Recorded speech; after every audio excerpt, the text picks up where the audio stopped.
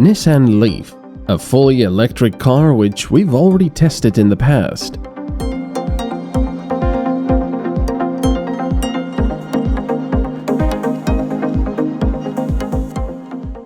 Modern EVs now have more powerful electric motors, bigger batteries, and more options for fast charging. In some respects, then, they are getting closer to the practicality of cars with regular internal combustion engines.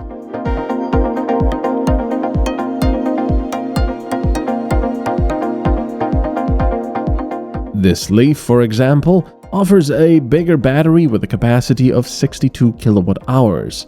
That means more range and more performance in general. At the same time, the expensive lithium batteries increase the price.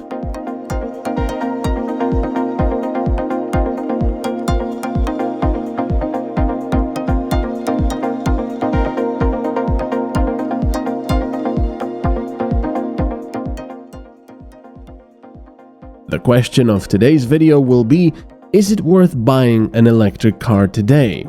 How does charging work? What about the battery life? How about winter and summertime? Or the infrastructure?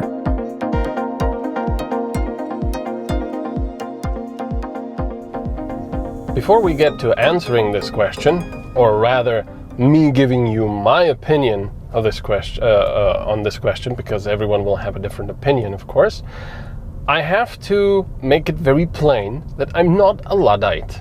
I love technology, I love new technology, and I love the idea of electric cars. I think they're brilliant, the torque is instant, the efficiency is incredible, they're very quiet, very nice to drive, you have no need of a transmission usually, no need of many mechanical things you need to service. It's brilliant. It's really lovely. And of course, you've got no emissions if we ignore all of the power generation and such. Do I think that the electric car makes sense right now?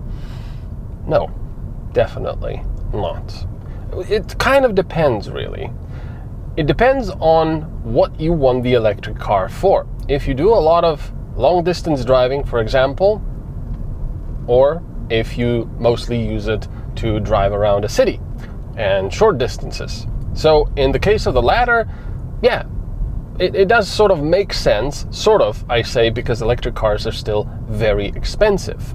But if you do a lot of long distance driving, then I would say absolutely not, because one, you don't have the range with most of the electric cars. If you do, they're going to be very expensive.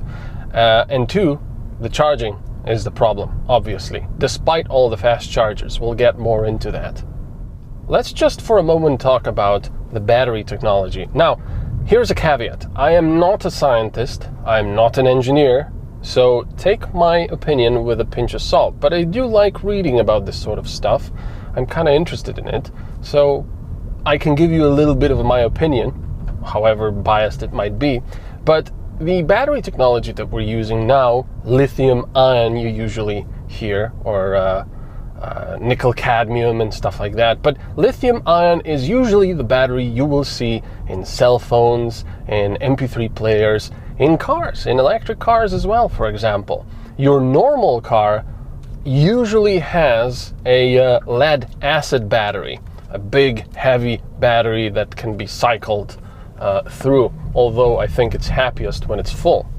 But with lithium ion batteries, they are really, really good because they have a high specific power that you can cram into them. They have a lot of power. And two, they can also provide a lot of power, which is all excellent for an electric car. But however awesome the lithium ion battery technology is, they have a whole plethora of problems of their own.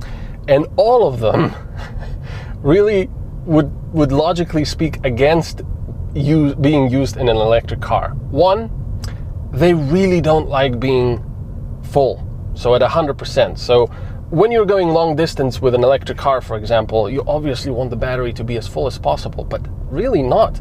Lithium ion batteries hate being at 100%. Also, on the other side, on the other extreme, they hate even more being completely discharged. So obviously in an electric car, you don't want to have a battery at 0% because then you're stranded in the middle of the road. But, of course, if you go to 0% with a lithium-ion battery, the electronic stuff that's on the battery will always cut off the power, because in reality the battery hasn't been fully discharged, because if you did, that battery would be practically dead. Sometimes they can be resurrected, but it's a bit fiddly and sometimes slightly possibly dangerous to do so. Anyway, so they don't like being full up and they don't like being at zero. Also, they don't really like being filled up at extreme powers or currents, really, which is what everyone is saying. Oh, we're gonna have chargers with 0.5 megawatt of power that you'll be able to charge your car in 5 minutes. Yeah, okay, that's superb, but the battery pack in your car is going to die very soon if you're going to be doing that at a regular basis, on a regular basis.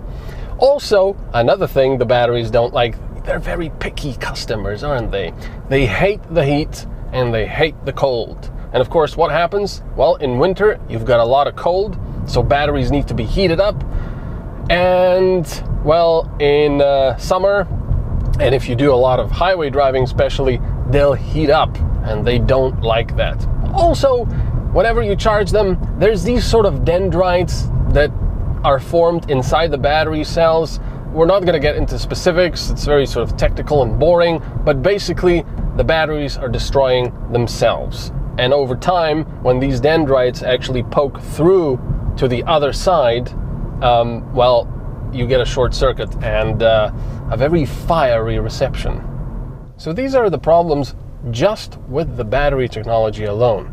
Now, hopefully, we're going to get some new technology. I've read about NASA in the 70s having developed some sort of iron air technology, sort of a battery that rusts as it gives off energy, and then it reverses that and creates the iron back from the rust.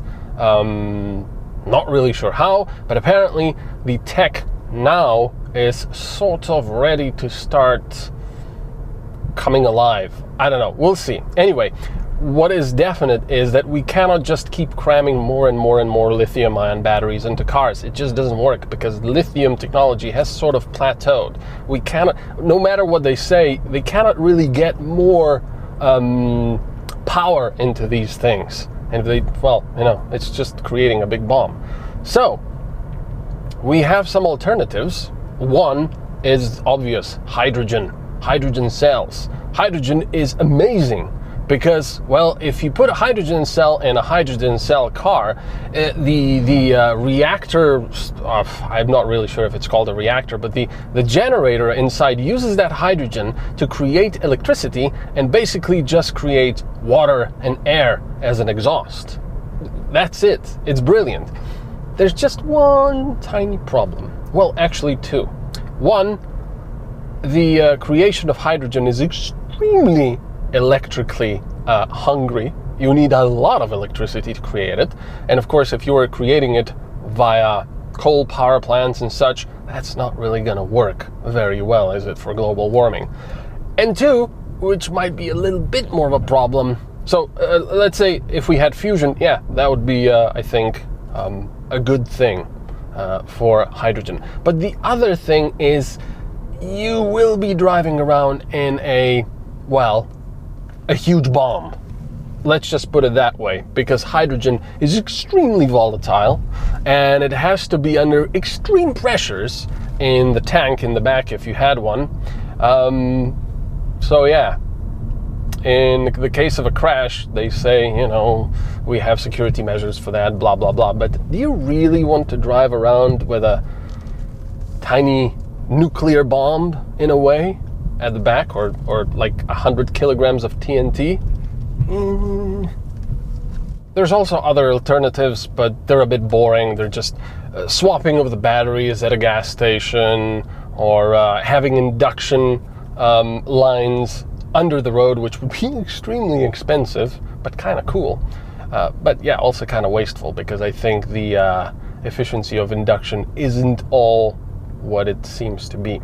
So anyway, let's just talk about the elephant in the room. Electric cars are great. The battery technology isn't really there. It's too expensive. It's too environmentally unfriendly to get all that lithium, mine it. And you know, what happens to all of these batteries when they have to be recycled, which usually I don't think they're really recycled. So yeah, a lot of problems. But the biggest elephant in the room that I see for electric cars and this electric future that everyone lauds and says, oh, this is it, this is the best thing ever. And nobody talks about it really. Infrastructure. And no, I'm not talking about charging stations. Yeah, they can put more charging stations around. Yeah, they'll put many charging stations everywhere. Well, let's just ignore all the people living in apartments that won't be able to really charge their cars at home, so they'll always have to charge them at fast chargers and pay extortionate prices. And let's not even talk about the prices and the stupid subscription models that everyone, at least over here, requires you to have. I don't know why you can't just go to a charging station and simply pay with your bank card. It doesn't make any sense at all to me, but there you go. You have to have a monthly subscription for the privilege of giving them your money to charge at their stations. Ridiculous.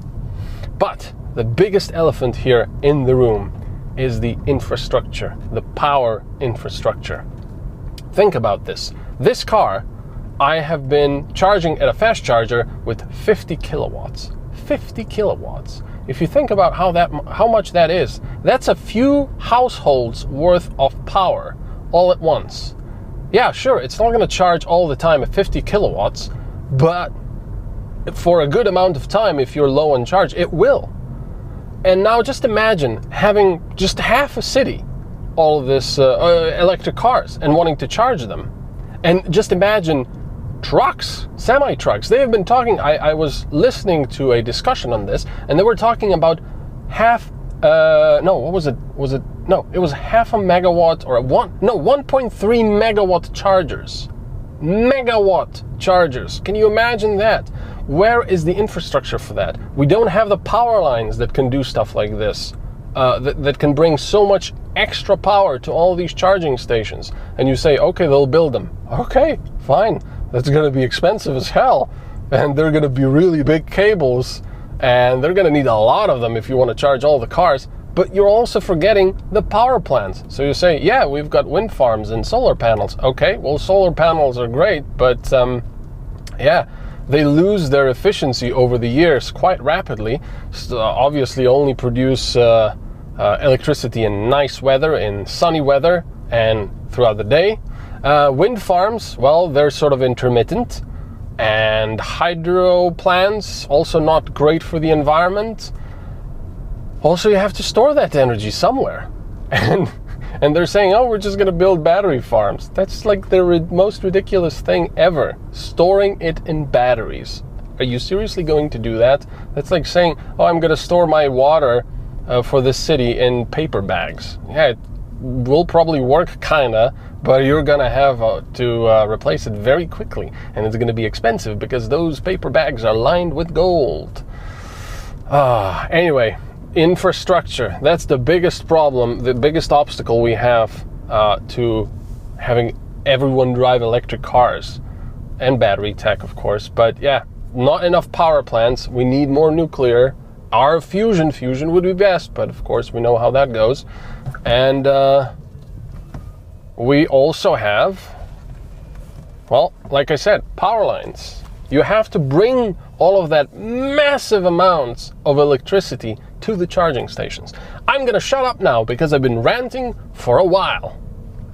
So, now that I've talked your ear off completely, and I'm hoping you can still hear me because all of this fell down, and I'm hoping I didn't break something with the connectors.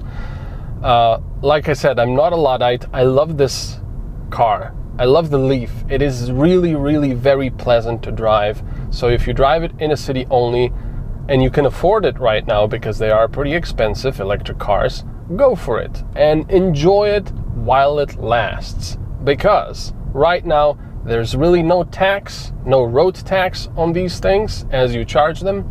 Charging points are reasonably plentiful because there's barely anyone driving electric cars around. So you won't have to wait in queues, which I've already seen in the Netherlands, for example, or Belgium, really. Long queues of Tesla cars waiting to charge. Some road trip that is. And yeah, I don't think it's going to last, really. The battery tech is going to have to really make a huge leap forward, or use supercapacitors, much better supercapacitors than today. And of course, power generation and infrastructure. Infrastructure is the big one. Even if you put much better batteries into things, you're gonna have to charge them somehow. And people are just sort of ignoring that problem for some reason, because I suppose it's more romantic to think, oh, a new magical battery tech is going to come by and now we're all gonna drive electric. But like I said, I still love this car. I just wouldn't buy it. I wouldn't buy any electric car right now.